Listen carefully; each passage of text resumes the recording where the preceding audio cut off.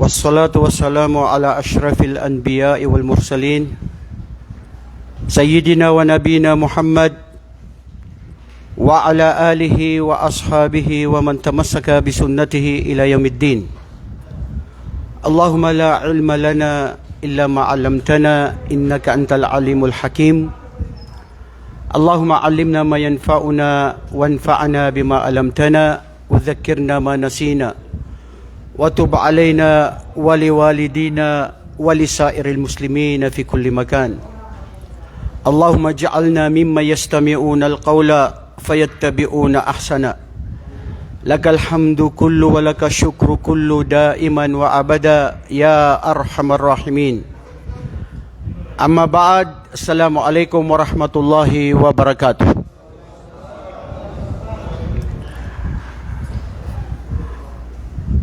Mga ginigilyo naming kapatiran sa pananampalatayang Islam, alhamdulillah, batid ko at alam ko na karamihan ngayon dito sa atin ay yaong sila na kasama insya-Allah sa mga nagtagumpay. Nagtagumpay na binigyan ng Allah ng pagpapala na sila ay naisagawa ang isa sa mga haligi ng Islam. At walang iba kundi ang pag-hajj. Kaya naman ang Second Industrial Center na ito, Islamic Center ng Second Industrial, ay makikita ninyo na kung saan sila ay naghanda sa inyo. May biko, may pansit, bihon, kape, Allahu Akbar. Jazahumullahu khaira. Gantimpalaan nawa sila ng Allah ang lahat ng bumubuo, mga volunteer, mga ustad, mga masyaikh, na sila yaong tunay na nagsiservisyo. Hindi lang para sa center, dahil alam natin ito ay serbisyo nila sa Islam. Serbisyo natin ito para sa ating tagapaglikha, ang Allah subhanahu wa ta'ala. Alhamdulillah, inihiling natin sa Allah subhanahu wa ta'ala na nawa tinanggap niya ang lahat ng ating mga mabubuting gawain, lalong-lalo na sa ating pag-hajj, na alam natin ang gantimpalan nito ay tayo ay pinatawad ng Allah subhanahu wa ta'ala sa lahat ng ating mga kasalanan. Kung tinanggap nga ang ating hajj. At yun ang hiling natin sa Allah, na nawa tinanggap niya ang ating hajj, dahil alam ko at batid ko minsan sa atin doon mismo sa Arafah, sa Mina, sa Muzdalifah, sa tawaf at saka sa sa'i, ang daming mga pagsubok na dumaan sa atin. Kung sino ang nagtimpi, tunay na nagsabar, na ito ay tinis niya anumang mga pahirap, anuman ang kanyang mga narinig, anuman ang mga pagsubok dito, ay tunay na sila yaong nagtagumpay. Allahumma amin. At inihiling natin sa Allah subhanahu wa ta'ala na nawa tayo ay kasama yaong sa mga taong nagtagumpay, lalong-lalo na dito sa mundong ibabaw, at lalong-lalo na sa buhay, na kabilang buhay na siyang buhay na walang hanggan, ang araw ng paghukom. Mga kapatid, kung ikaw, isang tao, ordinaryo, tumulong ka sa isang tao na kaibigan, kamag-anak, kakilala, yung tulong mo sa kanya, nakita mo na kung ikaw ay hindi naging instrumento para tumulong sa kanya, siya ay nasa panganib, peligro ang kanyang buhay. Kumbaga, ay tinanggal mo siya doon sa kapahamakan. Inilayo mo siya sa kapahamakan. Maari siya ay nagtagumpay, nakakuha ng trabaho, naturungan mo ng pera, magandang advice, o di kaya nawala siya sa kanyang mga hinaharap. Bukas, isang araw o dumaan ang mga araw, ni isang text man lang ay wala siyang nagsabi na, Ustad, bro, kaibigan, maraming salamat. Wala, hindi may narinig. Ni hindi nagpasalamat. Binaliwala mo, okay lang yun. Kasi sabi mo, tumulong naman ako ay para sa Allah. At mga kapatid, wallahi, ito ang sikreto ng paggawa ng kabutihan. Tutulong ka, gagawa ka ng mabuti, sasambahin mo ang Allah para sa Kanya. Wala nang iba. Para makuha at matamo natin ang tunay na gantimpala. Kasi kung mayroon pa tayong iniisip na maari siya ay magpasalamat sa akin, tumulong sa akin balang araw, ay masasaktan ka lang. Kasi kung ano ang inahangad mo, ay hindi siya ang iyong matatamo. Ngunit tayo bilang mga Muslim, tayo ang hangad natin ay ang gantimpala mula sa Allah subhanahu wa ta'ala. Ano mararamdaman mo, bro, kung ikaw ay tumulong sa isang kapwa-tao at siya ay hindi nagpasalamat sa iyo? Okay lang? Relax lang? Masya Allah, sana all. Relax lang. Totoo yun, Adam? Totoo yun na tinulungan mo siya at nahirapan ka sa pagtulong. Minsan isinangla mo ang pera mo, buhay mo, pera mo para sa tulong mo. Pero balang araw at ikaw ay nangailangan at humiling ng tulong sa kanya. Pero sabi niya, bro, sorry. Hindi na yata kita nakikilala. Sino ka ba? Saan ba tayo nag-meet? Napiligro gihapon pag yun pa ang narinig mo sa kanya. Magkakilala ba tayo? O minsan yung iba naging social na, do I know you, bro? Anong mararamdaman mo? Kinsa di ay kabay, waman ko kailanin mo, kay nagtigo lang naman ko. Anong mararamdaman mga kapatid? Masakit sa pakiramdam. Anong sasabihin ng iba? Wala kang utang na loob. At magsasalita pa ng mga parinig. Hindi ba? Mga kapatiran sa pananampalataya, nasaan tayo sa tunay na pagpapasalamat sa Allah? Kaya bagat naman ang hadith ni Propeta Muhammad sallallahu alaihi wasallam na matatagpuan natin sa Tirmidhi na iniulat ni Sa'id al-Khudri haythu annahu qala Rasulullah sallallahu alaihi wasallam, man la yashkurin nasa la yashkurillaha. Insyaallah. Sabi ni Propeta Muhammad sallallahu alaihi wasallam, ang sino man hindi nagpasalamat sa tao ay parang alalaong baga na hindi siya nagpasalamat sa Allah. Sa isang riwaya sa hadith na iniulat ni Abu Hurairah radhiyallahu anhu sa Tirmidhi, matatagpuan din natin na sinabi ni Propeta sallallahu alaihi wasallam, man la yashkurul nasa la yashkurullaha. Ang sino mang hindi siya nagpasalamat sa tao na gumawa sa kanya ng kabutihan ay para din siyang hindi nagpasalamat sa Allah. Anong naintindihan natin dito sa hadith, mga kapatid? Ang hadith na ito na sinabi ni Propeta sallallahu alaihi wasallam, man sana'a minkum ma'rufan fakafuhu fa in lam tajid mukafuhu fad'u lahu. Allahu Akbar. Tignan niyo ang turo ng Islam.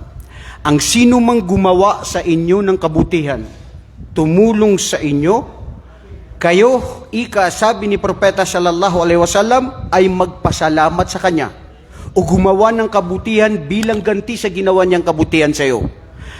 At kung wala kang makikita na tulong o mabuti na bilang ganti na ibibigay mo sa isang tao, maghiling ka sa Allah na, ya Allah, bigyan mo ng kabutihan, pagpapala at gantimpala ang taong tumulong sa akin. Maski dua lang, bro. Yung iba, yung mga tao, hindi na nagpapasalamat. Anong dahilan bakit hindi nagpapasalamat, bro? Ha? Bakit? Dahil wallahi, minsan kaugalian na at minsan dahil sa kibr. Kibr. Yung sasabihin mo, ako magpapasalamat dito sa taong ito na mababa siya kaysa sa akin. Bakit ako magpapasalamat? O di kaya, bakit ako magpapasalamat? Dati naman, tinulungan ko naman yan eh. So, ano lang, tabla. Di ba? Tabla lang. ليش أنا في شكر أنت أنا أول في أنا مساعدة أنت إيش فائدة لا إله إلا الله pero hindi po yun ang turo ng Islam. Ang Allah subhanahu wa ta'ala ay nagbanggit sa Quran sa Suratu Ibrahim verse 7 وَإِذْ تَأَذَّنَ رَبُّكُمْ لَإِنْ شَكَرْتُمْ لَأَزِيدَنَّكُمْ وَلَئِنْ كَفَرْتُمْ فَإِنَّ عَذَابِي لَشَدِيدٌ La ilaha illallah.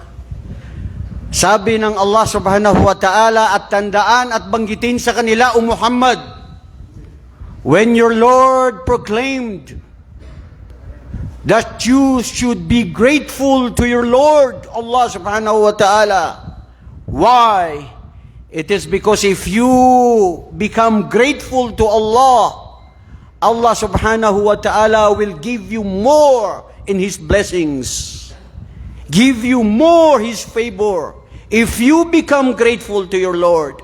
But if you become ungrateful to Him, indeed, know that the punishment of Allah is severe. Mga kapatid, ma huwa shahid wa mafhumul mukhalafa fi hadhihi al-aya. Tignan nyo. Sabi ng Allah subhanahu wa ta'ala sa Quran, banggitin sa kanila, alalahanin mo, Muhammad, o kayo na mga mananampalataya, na kung kayo ay maging magpasalamat sa inyong tagapaglikha, ang nagbigay sa inyo ng biyaya, na kung bibilangin ninyo ang mga biyayang ito ay hindi kayang bilangin. Wa in tahussu ni'matallahi la tuhsuha. Wa in ta'uddu ni'matallahi la tuhsuha. Kung bibilangin ninyo ang biyaya ng inyong tagapaglikha sa inyo, hindi nyo kayang bilangin, bro. Ang mga biyayang ito.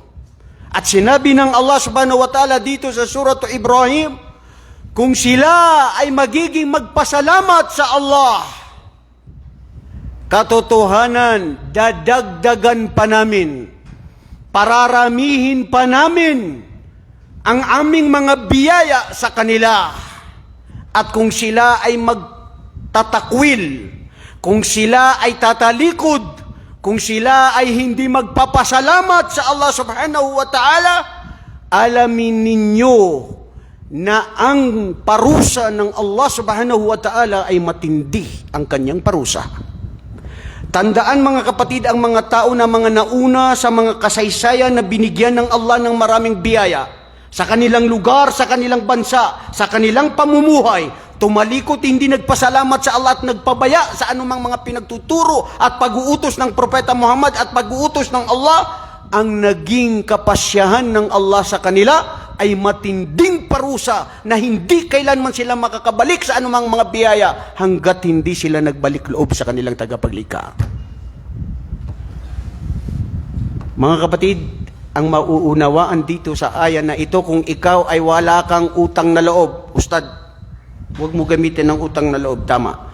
Kung ikaw, kasi hindi naman tayo, wala tayo sa, hindi tayo dapat nagkikimkim o umaasam-asam na tumulong sa kapwa at sasabihin mo sa kanya na wala kang utang na loob. Because we never expect in returns. As a Muslim, we are doing good deeds. We are helping one another. We are worshiping Allah. We are helping each other because for the sake of Allah, and we never expect in returns because this is ikhlas. Ito ang ikhlas. Ito ang tunay na pagkadalisay. Tutulong ka para sa Allah at hindi ka umaasam-asam ng kapalit sa kahit sinong kapwa-tao na tinulungan mo. Ganun din tayo, sasamba tayo sa Allah hindi dahil sa mga biyaya na binigay niya sa iyo, Allahu Akbar, nakapag-hajj ako, nakapag-asawa ako ng maraming anak, maganda ang trabaho ko. Kailangan ko magsamba sa Allah. Kailangan ko magbigay tanong ng loob sa Allah subhanahu wa ta'ala. Mga kapatid, hindi yun. Sasambahin mo ang Allah dahil katotohanan siya ang dapat sambahin, paglingkuran. Katotohanan, pag ikaw ay hindi mo sinamba ang Allah subhanahu wa ta'ala, sayo ang kawalan, sayo ang kaparusahan, sayo ang pagsisisi sa araw ng paghukom. Dahil walang maidadagdag sa kapangyarihan ng Allah at sa kanyang pagka-Diyos kung ikaw ay tatalikod sa kanya. Sino ang may kawalan? Tao. Pag siya ay nagpariwara at hindi sumunod at hindi nagpasalamat sa kanyang tagapaglikha. Kaya mga kapatid, gawin nating panatilihin natin sa sarili natin na lagi magpasalamat. Sa kanino? Sa mga tao na tumulong sa'yo. Minsan, nararanasan mo yung, wallahi, hindi ko alam. Sasabihin ko to kasi na-experience ko at sabi ng Allah subhanahu wa ta'ala sa Quran, fa'amma bini'amati rabbika fahaddith. Anumang mga biyaya sa inyo ng Allah ay banggitin ninyo. Sabihin nito sa mga tao. Minsan may mga tao na hindi ko napansin kung natulungan ko. Pero 5 taon, lumipas na maraming panahon, Ustad, naging ganito ako dahil wallahi hindi ko kayo makalimutan. Sabi ko, bakit? Anong nagawa? Ustad, hindi mo naalala nung nandun ka nagtatrabaho sa Saudi Embassy, ito yung ginawa mo, natulungan mo ako. Ustad, naalala mo nung nung nagkaroon ako na nakita tayo, tapos hindi ako humiling sa'yo, pero meron kang ibinigay. Ustad, wallahi mga kapatid, wala akong naalala. Pero doon siya napaluha-luha siya. Kung hindi ikaw nagtulong, hindi ka nagbigay, hindi sana ako nakarating doon.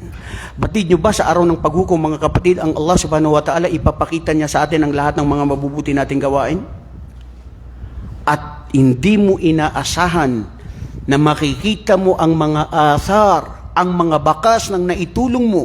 Maari ito ay isang payo, marahil ito ay isang kataga na salita o pagtanggal mo ng isang bagay doon sa isang daan, sa isang daanan ng tao na ito ay para hindi sila mapahamak at tinanggal mo yun, o gumawa ka ng kabutihan na hindi mo alam na ito ay para sa Allah. Sa araw ng paghukom, ipapakita sa iyo ng Allah, yan ang ginawa mo, yan ang natapos mo. Ya Allah, sasabihin mo, kayfa hada? Ana lam asna hada? Ano ba ang ginawa ko? Paano ko napatunayan yan? Sasabihin sa iyo ng Allah subhanahu wa ta'ala at ipapakita sa iyo ang ginawa mo nung ikaw ay nandito sa mundo na nabitiwan na salita, maliit o malaking gawain na mabuti na ipapakita sa iyo ng Allah subhanahu wa ta'ala dahil sa ginawa mo. Kaya mga kapatid sa pananampalataya, o mga kamusliman, ang pagpapasalamat sa Allah ay pag-uutos niya ito. Dahil ang mga taong hindi nagpapasalamat sa Allah, sila ay mga taong mapagmataas. Sila ang mga taong mga hambug. Sila yung mga taong baliwala ang anumang mga biyaya ng Allah na ipinagkaloob sa kanila. Tandaan kanina yung hadith na nabanggit natin. Ang hindi magpasalamat sa tao ay parang hindi siya nagpapasalamat sa Allah. Ano ibig sabihin nun? Bakit naging gano'n yun? Bro, ano yung sinabi mo kanina dahil hindi niya kaugalian na magpasalamat?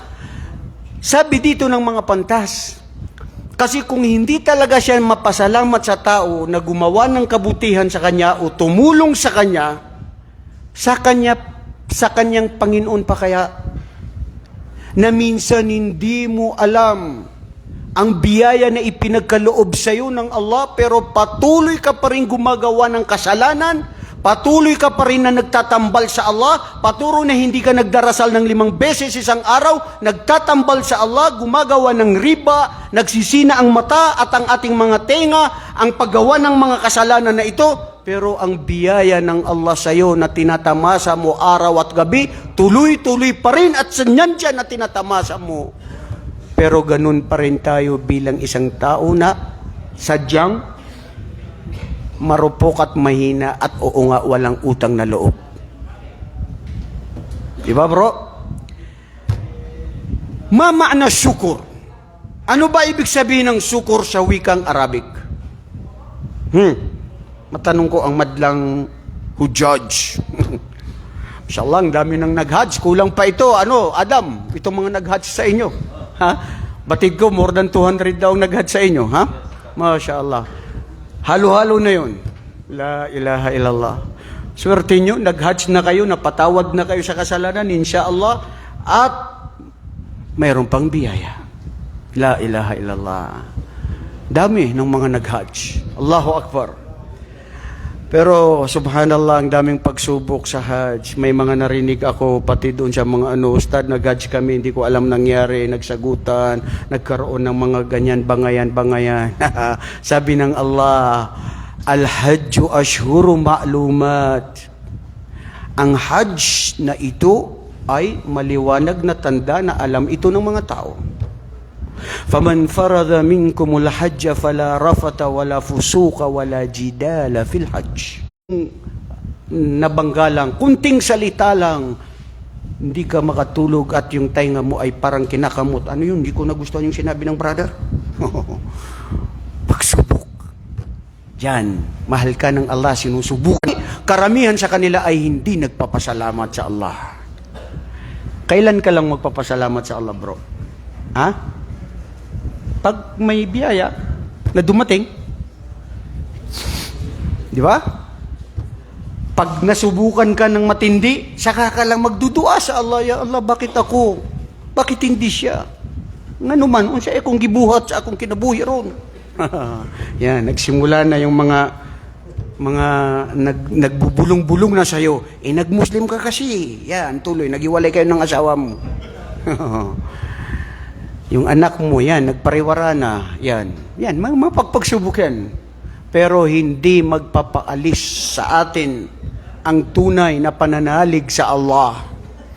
Dahil ang Muslim, na totoong Muslim, anumang pahirap, hinagpis, na dumarating sa kanyang buhay, ulungkot, ulumbay, ito ay alam niya na biyaya ng Allah sa kanya. Na dapat lang siya magpasalamat.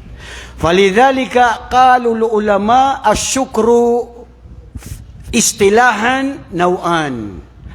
Ang sabi ng mga pantas kung paano nila ipinaliwanag ang tunay na pagpapasalamat sa Allah, ito ay dalawang klase. Dalawang klase at sana. Dalawang klase na uri na kung saan ang dila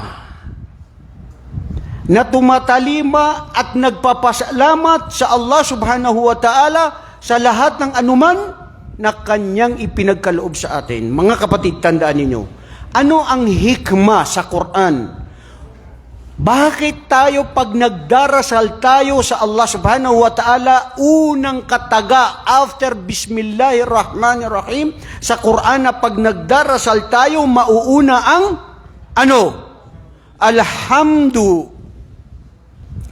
Alhamdulillahi Rabbil Alamin.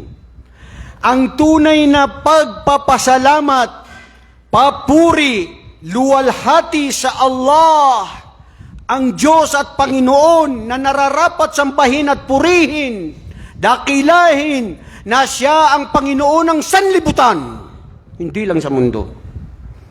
Ang mga mundo, ang mga bituin, araw, buwan, mga planets, mga anumang mga uri ng mga nakikita at hindi nakikita, lahat ng nasa loob noon, sa labas noon, ang buong santinakpan na ito, pumupuri, lumuluwalhati sa Allah subhanahu wa ta'ala.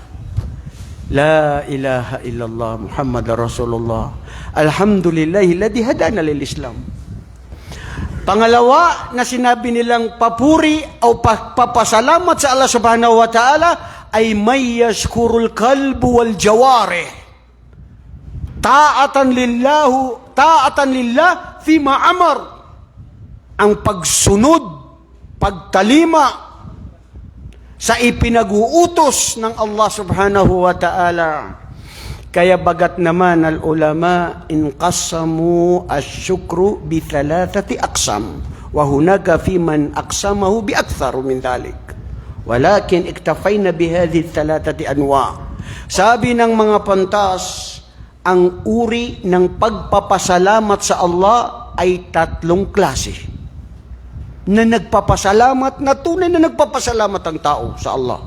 Ang alipin, ang tao, ang Muslim, kung nagpapasalamat ka sa tao na gumawa sa iyo ng kabutihan, bro, wallahi dapat ikaw ay magpasalamat sa Allah subhanahu wa ta'ala. Dahil siya ang nararapat at dapat ka nais-nais na dapat mong pasalamatan. Ngayon, tignan mo ngayon ang katayuan mo ngayon. Ikumpara mo sa iba na walang trabaho. Ikumpara mo sa iba na may trabaho na nahihirapan. Ikumpara mo sa iba na may trabaho pero matindi ang kanyang trabaho. Ikaw na mayaman ngayon, may isang tao na pinakamayaman kaysa sa iyo na nasa hospital na hindi makagalaw at hindi makakain. Ang mga taong nailibing na at namatay na nauna na sila kaysa sa atin.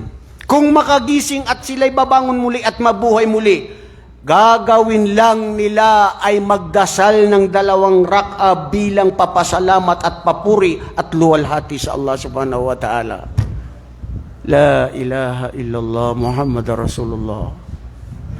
Isa pa sa nasabi ni Ibn al-Qayyim al-Jawziyya, isa sa mga pantas o Sheikhul Islam Ibn Taymiyyah, kung ako'y mamamatay at ako'y magigising muli, ang aking lang ihilingin sa Allah ay mabuhay muli para makabasa ng Quran. Nasaan tayo? Sa Kitabullah. Sheikhul Islam Ibn Taymiyyah, naisulat niya, ang daming naisulat, buong buhay niya, inalay niya sa Allah, ang mga libro, ang mga dawa, ang pagbasa ng Quran, mabuhay lang muli para lang magbasa ng Quran. Walaqad yassarna al-Qur'ana lidhikri hal min mudakkir. Ginawa namin ng Quran o itinalaga namin ng Quran na siya ang bilang kayo ay napakadali sa inyo. Bakit madali? Hindi mo kaya basahin ng Quran, makinig ka sa Quran. Nahihirapan ka magbasa sa Quran, basahin mo, makinig ka sa YouTube, kung ano yung binabasa ng isang kari, sundan mo. Nahihirapan ka magbasa ng Quran, puta ka sa mga maalam, magpaturo ka sa kanila. Kataga na salita ng Allah subhanahu wa ta'ala na kung saan ginawa niyang pinakamadali, ngunit sabi ng Allah, mayroong baga sila, yaong silang magpapasalamat sa Allah o magpupuri sa Allah o mag-aala-ala sa Allah sa pamamagitan ng pagbasa ng Quran. Aina nahnu ya ummat al-Islam bikiraati al-Quran, bikiraati kitabillahi azza wa jal. Wallahi nahnu muqassirin, mughaffilin, ghalabannahu dunya. Dahil sa mundong ito, nilinlang tayo ng mapanlinlang na lipunan. Idinagdag pa ngayon, ikaw, ako, tayong lahat, naging biktima ng mapanlinlang na cellphone na ito, na instead na nagpupuri, lumulalhati, nakikinig tayo sa mga turo ng Islam o magbasa ng Quran, ang laki ng oras na iginugugol natin sa sukmid na ito. Mga kapatid, mahuwa anwa asyukur. Ang 3 uri ng pagpapasalamat sa Allah. Sabi ng mga pantas, una, syukrul kalbi. Syukur mada? Al-qalb. Wa thaniyan, syukrul lisani. Wa thalithan, syukrul lil jawari. Allahu Akbar. Ya Allah, ipabilang nawa kami. Ang 3 uri ng pagpapasalamat sa Allah subhanahu wa ta'ala ay ito ay binubuo ng 3. Una ay ang pagpapasalamat ng puso. Paano nga ba magpasalamat ang puso? Pangalawa, ang pagpapasalamat ng dila. Pangatlo ay ang pagpapasalamat ng anumang mga parte ng ating katawan sa Allah subhanahu wa ta'ala. Paano ito magpasalamat? Mga kapatid, sa Suratul Baqarah, pakatandaan, sinabi ng Allah subhanahu wa ta'ala, fadhkuruni adhkurkum washkuruli wala takfurun. Alalahanin ninyo ako, sabi ng Allah, dahil aalalahanin ko kayo. Magpasalamat kayo sa akin at huwag kayong maging walang utang na loob, o huwag kayong tumalikod, o huwag kayong hindi maging magpasalamat sa Allah. Allahu Akbar. Washkuruli, magpasalamat kayo sa Allah at huwag kayong maging tumalikod. Ibig sabihin ng taong hindi nagpapasalamat sa Allah, siya mismo ay tumalikod sa Allah. هذا هو المفهوم في هذه الآية. إذن كيف يشكر القلب? Paano nagpapasalamat ang puso? Mga kapatid, sige nga. How is our heart sparing thanks to Allah? How does your heart thanks Allah subhanahu wa ta'ala? Ya ummatal Islam. Paano magpasalamat ang puso? Bakit walang nagsasalitang puso? Ang sinungalin mong puso, ang mapagkunwaring puso, ang pusong marupok, pusong mahina, pusong hindi nagpapasalamat sa Allah. Paano mga kapatid? Ya ahibbati fillah, i'lamu anna min alamat asyukrul qalb lillahi subhanahu wa ta'ala ay annahu yashkur qalb ridaun bima qasama Allahu alayhi wa thana'ul qalb lillahi subhanahu wa ta'ala. Ang pagpapasalamat ng puso o mga sambayanan ng mga kamusliman ay ang puso na siya ay laging tumatanggap, tumatalima, sumusuko at anuman ang mga ipinagkaloob ng Allah sa kanya. Ibig sabihin, kontentong puso. Ibig sabihin, tuloy-tuloy na gumagawa ng kabutihan. Ibig sabihin, laging nag-aalaala sa Allah. Ibig sabihin, hindi mapagkunwari, hindi mapag-imbot, hindi makatampalasan, hindi mapagkunwari. Dahil puso na laging siya ay tumatalima at tumatanggap na kontento sa anumang ipinagkaloob ng Allah sa kanya, at ang puso na hindi mapag-imbot na laging nagpapasalamat sa Allah. Allahu Akbar. Allahumma ja'alna min haula al-qulub alladhina yashkurunaka daiman. Ang puso na laging nagpapasalamat sa Allah, mga kapatid, ay ang pusong laging nag-aalaala sa Allah. Ang pusong hindi siya ay nagkakaroon ng mapag-imbot, pag-aalinlangan, mapagkunwari, makatotohanan na puso na wallahi hindi lahat ng mga kamusliman ay pare-parehas.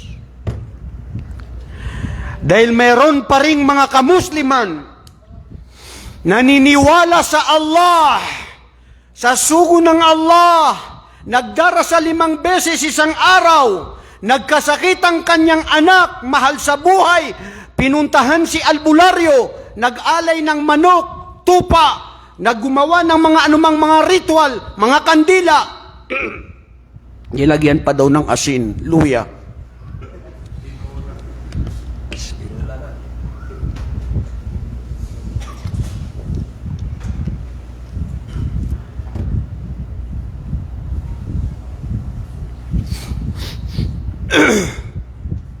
Ilang beses na sinasabi ng mga ulama na ang tunay na puso na naniniwala at nananalig sa Allah, kahit anumang tulong, walang pangamba, walang takot, kung ito ay ginagawa na hindi sa sunan ni Propeta Muhammad, hindi ko tatanggapin.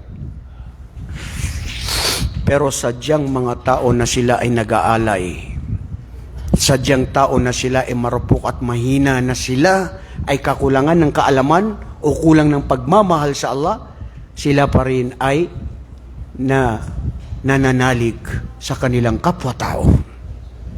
Nasaan ang pagpapasalamat ng puso dito? Pangalawa, mga kapatid, syukrul lisan, ang pagpapasalamat ng dila, palagian, lagi dapat sa Allah. Wallahi, I am one among those who are victims. Minsan sa buhay ko, nagdadrive, nakaupo, o anong ginagawa. Sabi ko, 20 minutes, 10 minutes, bakit hindi ako nakapuri sa Allah? Bakit hindi ako nakapasalamat sa Allah? Allahu Akbar, ya Allah, patawad. La ilaha illallah, mga kapatid, ilan sa atin, nakapila, nagaantay, instead na siya ay magdikr, magpasalamat, pumuri, dumakila sa Allah subhanahu wa ta'ala, tinitignan niya ang mga tao. Bro, tignan mo yun, no? Ano ba ito ang tagal-tagal nito? Ano ba ito? Mahina ito, bobo ito. Ano yung gano-gano? Lahat pinansin, nilibak, nagkaroon tuloy ng kasalanan. Nagiintay, walang sabar. Tinignan niya yung iba, kapwa niya, bro, ang laki ng kinuha niyang bihon kanina, busaw. La ilaha illallah, Muhammad Rasulullah. Unsay busaw? Oh, kay nagdagdag. Hindi ka nagsabi, alhamdulillah, salamat ya Allah. Naglibak ka pa sa kapwa. Mga kapatid, ang pagpapasalamat ng dila ay ang dila na laging pumupuri sa Allah. Minsan si Propeta Muhammad sallallahu alaihi wasallam, sinabihan niya si Abu Dhar o si Abu Hurairah, isa sa kanyang mga kasamahan, inni la uhibbuk, katotohanan mahal kita sa Allah. At sinabi niya, ij'al fi kulli ba'da salatin Allahumma a'inni ala dhikrika wa syukrika wa husni ibadatik. Katotohanan mahal kita sa Allah, o kapatid, at papayuhan kita na lagi mong hilingin sa Allah na pagkatapos ng iyong pagdarasal, lagi ng iyong pagdarasal ng 5 beses isang araw, iduhaan mo sa Allah, Allahumma a'inni ala dhikrika, ya Allah, gawin ako na laging tumutugon, laging nagpapasalamat, pumupuri sa iyo sa pamamagitan ng aking puso at ang aking dila. Kaya after sala, bro, anong dapat gawin? Astaghfirullah. Anong pagkatapos? Subhanallah, Alhamdulillah, Allahu Akbar. Ilan ang sa atin after sala? Khalas, ro, barra. When ro, maadri, isyab ka barra. Hindi ko alam anong toyo niya sa labas. Bakit dire-diretso ang init-init pa ng araw? Lesh matab ka shwaya kalilan fil masjid. Kaya hindi mo alam, mamaya mamamatay ka. Hindi ka magpasalamat sa Allah. Pumuri at gawin ang mga sunnah na ginawa ni Propeta Muhammad sallallahu alaihi wasallam. Bakit ka nagmamadali sa labas?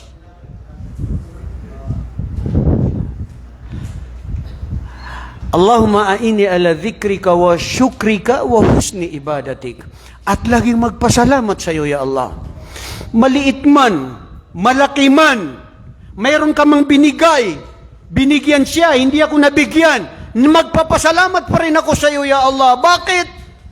Dahil ako ay malusog, dahil ako ay may trabaho, dahil ako ay may asawa, maski isa lang, kontento ako sa isa, gagawin ko pa 2, 3, 4 na, makasala pa ako sa Allah. Kayong mga iba na hindi makontento.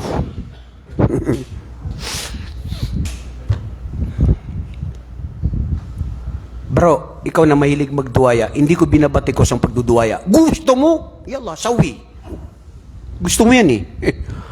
Pero katakutan mo ang Allah nang magbigay ka ng tunay na maging makatarungan sa mga asawa mo. Dahil malaking pagkasalanan yan sa araw ng paghukom. Pagbabayaran sa araw ng paghukom. Ang pagiging hindi makatarungan sa iyong mga asawa at mga anak. Go! Kasama yan sa batas ng Islam. Pwede. Hindi pinag-utos, pwede. Pangalawa, pagpapasalamat ng puso, ng dila. Allahumma a'inni ala dhikrika wa syukrika wa husni ibadatik. na maging makatotohanan ang aking pagsamba sa iyo. Na totoo na dalisay lagi sa iyo, Ya Allah. Bro, yung puso na magsabi, yung dila, lagi, subhanallah, wallahi hindi ko talaga makalimutan. Isang taxi driver na sumakay ako sa taxi driver. Matanda na siya, tigulang, Pakistan yata yun. Alam ko, Pakistani yun eh. Assalamualaikum, waalaikumsalam. Kihalitiki. Tapos, subhanallah, alhamdulillah, Allahu Akbar. 20-30 minutes bago ako dumating sa bahay, gusto kong kausapin, hindi ako maka-obra dahil ang dila niya ay laging pumupuri, lumuwalhati sa Allah. Na nagta-taxi driver. Pagkuli, subhanallah, alhamdulillah, Allahu Akbar. Ang dila na laging nagpapasalamat sa Allah. Ano kaya bro ang dila na laging nagmumura sa tao? Ang dila na siya ay laging nanlilibak sa tao. Ang dila na hindi makapagsalita kundi gusto niya ay gumanti at masaktan ng kanyang kapwa-tao. Ang dila na ginamit pa niya na yung iba nag-injection sa dila, naging makapalang dila niya para gamitin sa pagiging marites o para maging ma-attractive sa mga kalalakihan na ang dilay niya ay naging katulad ng dila ng isang pato. Nakita niyo yung pato, yung ganun mataas yung dila niya. Hindi pa makontento sa anong binigay sa kanya ng Allah. Allahu Akbar. Hada kathir minan nisa al-an. Marami bro ngayon. Hindi naman daw kasi bawal eh. Sige, anong dila. Anong hindi bawal? Tukayr makhalaqallahu lak. Babaguhin mo kung anong ipinagkaloob sa'yo ng Allah na hindi ka pa makontento. Hindi mo na nakita pati yung mga lampitiuduan, yung mga maliitang puwet, ini-injection na nila. Anong nakita? Nasira na, na-cancer. Hindi makontento sa kung anong ipinagkaloob ng Allah sa kanila. Ay nasyukr. Hindi ka magpasalamat sa Allah subhanahu wa ta'ala na maganda na ang pangangatawan mo, bro. Pero nagkukulang ka pa rin, nagbibigay ka pa rin ng mga anumang pagbabago. Mga kapatid, ang dilang ito ay dapat laging magpasalamat sa Allah. Dahil ang pagpapasalamat ay hindi lang kung ano yung dumating sa iyo, alhamdulillah, asyukrulillah. La. Ang pagpapasalamat sa Allah, mga kapatid, ay ang puso na laging kontento, pumupuri, tumatanggap at hindi nagtatambal sa Allah. Laging kontento at nag-aalala sa Allah. Ganon din ang dila na ikaw ay nagpapasalamat sa Allah, dapat laging pumupuri, lumuluwalhati sa Allah, o di kaya nag-iistighfar sa Allah. Laging nagsasabi ng astaghfirullah. Ya Allah, hindi ako nakapuri sa iyo. Ya Allah, nakagawa ako ng kasalanan. Yan ang dila tunay na dalisay. Pangatlong tunay na pagpapasalamat sa Allah, mga kapatid, ay ang sinasabing asyukru lil jawari. Ang pagpapasalamat ng ating mga parting katawan. Hindi ba? Kapatid na Adam? Magpapasalamat. Now, this is the question. How does your eye will be grateful to Allah? How will be your tongue will always be thankful to Allah? Kailan? Paano magpapasalamat ang mata? Paano magpapasalamat ang dila? Ang kamay? Ang katawan? Ang mga parte ng katawan natin, mga kapatid? Hindi ba litaatin lillah? Hindi ba? Pagpapasalamat sa Allah sa pamamagitan ng ano? Ma'amarakallahu biha min ni'am allati an'amakallahu alay. Ang tunay na pagpapasalamat ng parte ng mga katawan natin ay ang gamitin ito sa tama, sa ikalulugod ng Allah, sa kagustuhan ng Allah. Kung paano ito magpasalamat? I will use my eye reading Quran. I will use my eye watching Islamic videos, lectures of the scholars. And I will prevent my eye, keep away from looking what is haram. This is the way I should thank Allah subhanahu wa ta'ala. The same thing with my tongue, ang aking dila. Gagamitin ko to bro sa papuri, luwalhati, pasasalamat sa Allah, sa palagi ang pagsabi ng astaghfirullah, astaghfirullah, subhanallah, alhamdulillah, Allahu Akbar. Alam nyo ba kung anong sinabi ni Propeta Muhammad sallallahu alaihi wasallam? Na khairu ma aqulu wa khairu ma aqala lahu bihal anbiya al-mursalin min qabli, la ilaha illallah wahdahu la sharika la, lahul mulk wa lahul hamd wa huwa ala kulli shay'in qadir. Yun ang dapat sana natin lagi sinasabi nung tayo ay nasa Arafah o di kaya sa lahat ng ating mga dasal na sinabi ni Propeta Muhammad na siyang pinakakatagang mabuti na sinabi ko at sinabi ng mga nabitiwan ng mga salita ng mga nauna pang mga propeta na nagsabi na walang Diyos na dapat purihin, luwalhatiin, na siya ang nag-iisa, ang Allah subhanahu wa ta'ala, wala siyang katambal, ang papuri, luwalhati lamang ay sa Kanya. Nasa Kanya ang lahat ng kapangyarihan, kaalaman, walang pwedeng mangyari maganap sa mundong ito, maliban sa kapahintulutan at kagustuhan niya, at ako ay nagsusumamo at tunay na nagtitiwala sa Kanya. Wallahi ma afdalul kalam hada. Pero tayo, ano? Ikaw na magbigay ng grado sa sarili mo, bro. You don't need to boast. You don't need to inform anyone. Baka maging ria pa. Baka maging mapakita pa. Mga kapatid, ganun din ang ating dila. Ang ating kamay. Saan ito ginamit? Sa papasalamat sa Allah. Allahu Akbar. Kung nagamit ito sa subhanallah, alhamdulillah, Allahu Akbar, kung ano na lang ang nagamit mo na iba-ibang dinidiinan mo dyan. Unsay bago, unsay kuan. Anong bago, bro? Yun, nakita niya.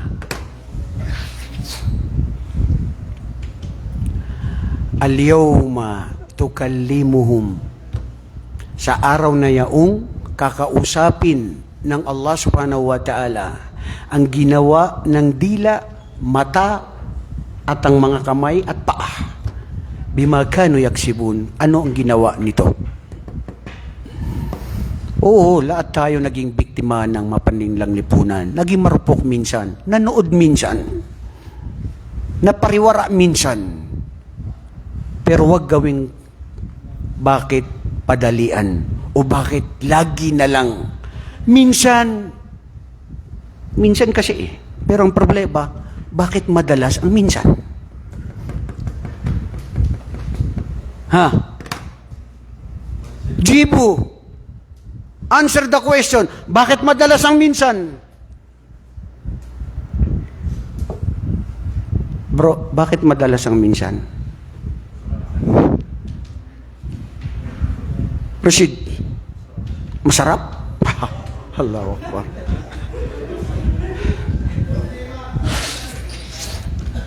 La ilaha illallah Muhammad Rasulullah. Wallahi mga kapatid, tandaan at pakatandaan. Tayo lahat naging marupok minsan, nagkakasala. Ngayon tayo ay nag-hajj na. Huwag na natin balikan kung ano yung mga nakaraan. Bukas isang araw hindi natin alam, darating ang kamatayan natin. Insyaallah tinanggap nawa ng Allah ang ating pag-hajj. Lahat ng kasalanan natin ay naiwan na at huwag na natin balikan pa ito muli. Magbago na. First, I will tell this to myself. Magbago ka na. Alam ko ang sarili ko. Alam mo sarili mo. Kung saan ka marupok mahina, kung saan ka nagkakasala, doon mo baguhin. At laging magpasalamat sa Allah subhanahu wa ta'ala. Ya ayyuhalladhina amanu. Ya ayyuhalladhina amanu. Sabi ng Allah sa suratul Baqarah. Ya ayyuhalladhina amanu. Ya ayyuhalladhina amanu. Kulu minat tayyibati ma razaqnakum. Washkuru lillahi in kuntum iyyahu ta'budun. Allahu Akbar.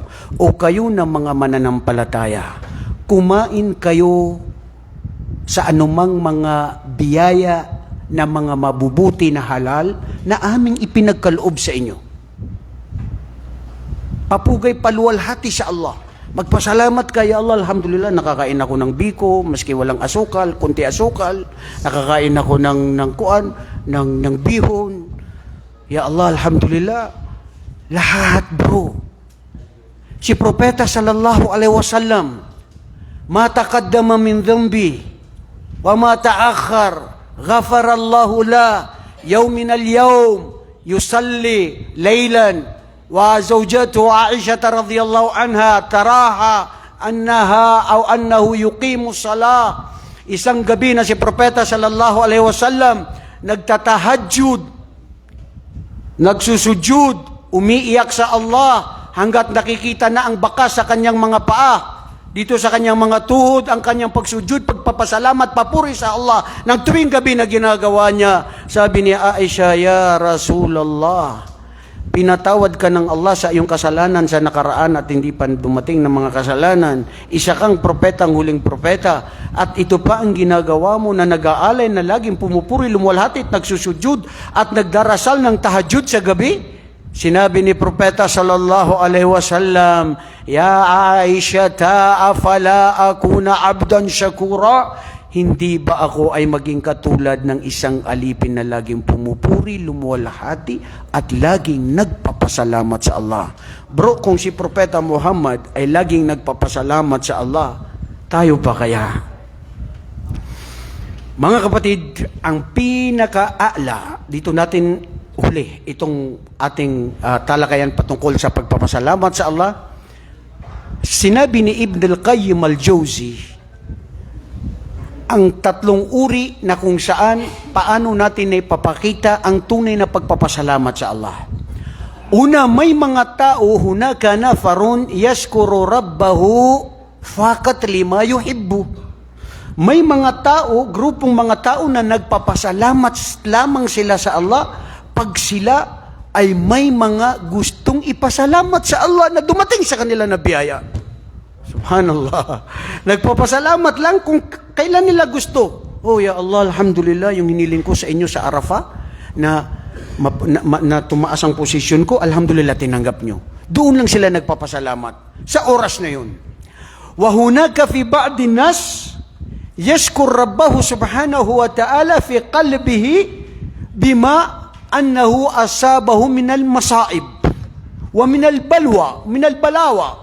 Sila yung mga tao na lagi palang nagpapasalamat sa Allah subhanahu wa ta'ala dahil sa dumating sa kanila na may mga pagsubok. Alhamdulillah, sila pa rin yung mga tao nagpapasalamat sa Allah. At alhamdulillah, napapabilang ka doon. Sinubukan ka ng Allah ng mga pahirap sa buhay, pero nagpapasalamat pa rin sa Allah. Ya Allah, alhamdulillah. Dahil ito, ang pahirap na ito, ay lagi akong nagpapasalamat, pumupuri at nag-istighfar sa iyo. Naging malapitin ako sa iyo, ya Allah. Hada huwa khair.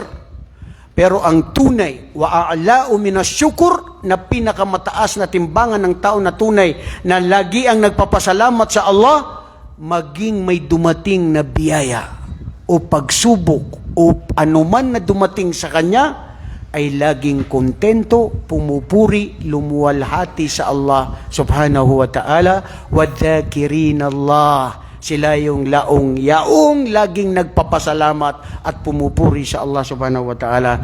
Mga kapatid, ang pagpapasalamat sa Allah, magpasalamat tayo sa Allah, pinakamalaking pagpapasalamat sa Allah na tayo ay ginabayan sa Islam, naging Muslim, na ito ang siyang tunay na yaman at tagumpay natin, kaligtasan natin dito sa mundo, lalong-lalo na sa araw ng paghukom. Wallahi, kung wala ang Islam sa buhay natin, ano ang saysay ng buhay mo dito sa mundo na kung ikaw rin pala ay mamamatay, napaparusahan sa iyong libingan at lalong-lalo na sa araw ng paghukom. Kaya samantalahin ang anumang mga biyaya, maliit o malaki, maging pagsubok o pahirap o biyaya na anumang meron tayo, laging pumuri, lumuluwalhati sa Allah, ang ating mata, tenga, dila, puso, lahat ng anumang biyaya na ipinagkaloob sa atin ng Allah, gamitin ito sa kanyang ikalulugod. At tayo ay humiling sa Allah na patawarin tayo sa anumang mga pagkukulang at ating mga pagkakasala. Subhanakallahumma wa bihamdik, ashhadu an la ilaha illa ant, astaghfiruka wa atubu ilaik. Assalamualaikum warahmatullahi wabarakatuh.